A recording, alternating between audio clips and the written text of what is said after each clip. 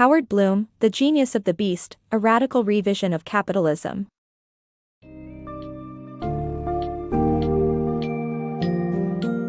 In the book, The Genius of the Beast, A Radical Revision of Capitalism, Howard Bloom explores the human side of capitalism, arguing that it is an innate part of our nature, responsible for much of society's progress.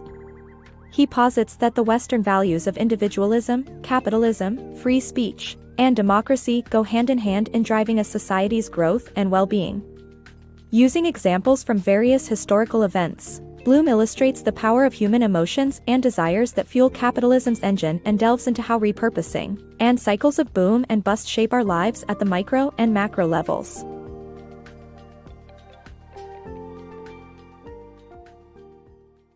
Capitalism, beyond materialism. Capitalism, often synonymous with crass materialism, is a much misunderstood concept. However, it is a human concept ingrained in all living beings and intrinsic to their humanity. It is the mechanism for Western civilization, offering more things to believe in than any system that has ever come before. Capitalism currently lacks emotion, the very trait that distinguishes humans from other life forms. However, the desires, feelings, and passions that drive people fuel the engine of capitalism. Industrialism, pluralism, free speech, and democracy are at the core of what makes humans progress and happy. Capitalism has accomplished more than any other creed in history by improving the quality and length of people's lives through inventions such as the power loom, which made cotton affordable and led to the availability of cheap, comfortable, and cleanable clothes, reducing illnesses and dramatically increasing average lifespans. Emotion must be reapplied to capitalism to help move society ahead and bring individual contentment. Capitalism is based on holding on to wild-eyed notions despite self-doubts and mockery, infecting others with your vision, and persisting for as many years or decades as it takes to turn what seems like insanity into a new reality. Nature's blueprint. Nature has imprinted the concept of growth and decline into every living being. It is vital for the continuation of life and is the backbone of evolution. The terms exploration, consolidation, and repurposing are used to describe how organisms progress through these cycles and adapt to sudden adverse conditions. Economic downturns are not solely caused by external factors like markets or policy. Instead, they are driven by the mass emotional engine of human nature. Similar to how slime molds and bees react to food scarcity, companies and individuals transform or repurpose themselves to survive the business bust. The challenges and value of adapting are comparable to how nature repurposes mold and energizes the industrious and analytic potential of our minds by engaging our feelings. The Escalator of Complexity. The book describes how societies have been climbing the escalator of complexity since the late 18th century, attaining a higher standard of living. Even during downturns, people are nominally better off than before, though generally they don't feel any better. Our nervous system is responsible for resetting our brain's serotonin receptors, which can either make us feel good or depressed. The Escalator of Complexity reveals that society builds a scaffold of habit, which transforms symbols and rituals of everyday life into unquestioned norms. Every step up this ladder enables individuals to conduct bigger, grander, and more complex transactions, which can have both positive and negative effects. Credit default swaps almost collapsed the entire stack in 2008. The occasional crash enables society to investigate the perils of these symbols and establish conventions to limit their adverse impact. Hence, the book suggests that it's time to see with clarity, not blindness, to avoid plunging daggers into our eyes. The power of imagination. The story of space exploration is one rooted in fantasy turned to reality, marked by a series of individuals whose contributions led to the achievements of modern rocket science. From French novelist Jules Verne to German engineer Wernher von Braun, and a host of others in between, these men were captivated by the idea of space travel and inspired to make it a reality.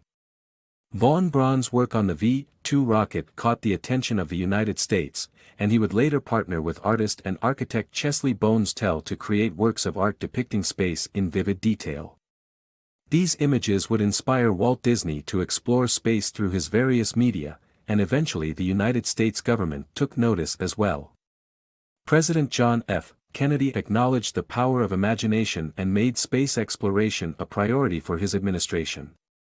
The story of space travel is a testament to how fantastical ideas can inspire practical actions, as each individual in the chain from Jules Verne to the present day has contributed to the infrastructure of fantasy and enabled real-world progress. Ordinary objects igniting capitalism. The arrival of commonplace items such as tea, coffee, and a circus triggered a mass intellect boom, spawning modern inventions such as magazines, newspapers, stock exchanges, and insurance industries. Simple objects and experiences like these caused people to come together, pool knowledge, and socialize, leading to new ways of marking time and thinking. The circus allowed people to experience things they never would have otherwise and consider matters beyond their daily life. This illustrates how capitalism thrives on human talent and ingenuity ignited by even the most ordinary things. Capitalism and the protest industry. In contrast to Marxism's belief in promoting equality, the free enterprise system benefits the majority of society. Capitalism encourages a protest industry that acts as a vital check against market excesses. This system has been responsible for creating improvements in sanitation, fire codes, and indoor plumbing, which have saved millions of lives. Capitalism's ability to inspire social change has been demonstrated through the investigative journalistic work of muckrakers and the philanthropic efforts of robber barons, like John D. Rockefeller. Capitalism's true power lies in its ability to lift people out of poverty and help them achieve their dreams. The role of emotion in banking and capitalism. Banks and capitalism rely on emotion and trust to operate successfully. The word credit comes from credere, which means trust in Latin. The need for trust in banking is rooted in biology, with emotions surrounding credence centered in the brain. Merchants' banks in ancient times used emotions to enable overseas commerce by giving letters of credit to trading partners, promising payment for shipped goods. Modern capitalism works best when it answers human needs, such as passion, desire, and the search for identity and attention. Economists' charge is to take emotions to work. People are critical to furthering the planet's growth and society's edification, serving as the engines that make economics and nature create, grow, wither, and die.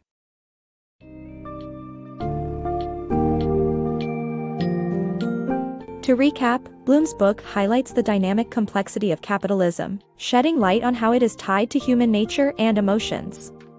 Despite its criticisms and drawbacks, capitalism has been beneficial, particularly when driven by passion and a focus on improving human lives. The interconnected themes of repurposing, cycles of growth and decline, and the power of emotions emphasize the need for a holistic approach to understanding capitalism. Ultimately, Bloom calls for a re-embrace of emotions at work, as they are the very essence that drives humanity's success and progress in this inherently human system called capitalism.